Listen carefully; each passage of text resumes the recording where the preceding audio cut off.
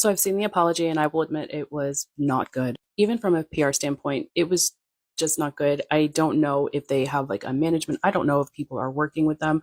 I don't know, but it was just not a good apology. And I'm going to use this opportunity to point out that I keep seeing this happen over and over again. These influencers find themselves in, hot water, some type of and then they come on here and issue like the worst apologies.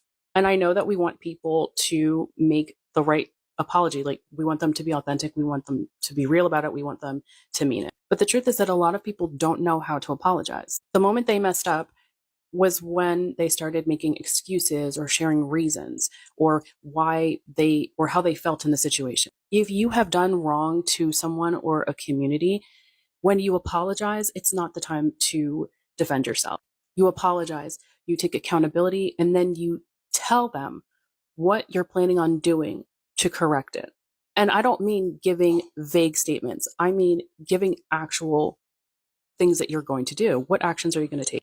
And then you don't just go back to business as usual, which they already have.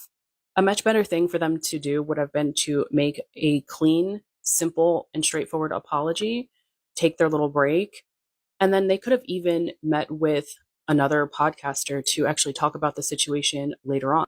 Someone that is part of someone or a group of people that are actually part of the community that was harmed, that, they meet with and they speak about it and, share it with everyone. That would have been the better time to discuss things, talk about what they learned, what they did wrong and what they've been doing to fix it. But stating it in your apology, basically that like, oh, everybody makes mistakes and let's move on. It's no.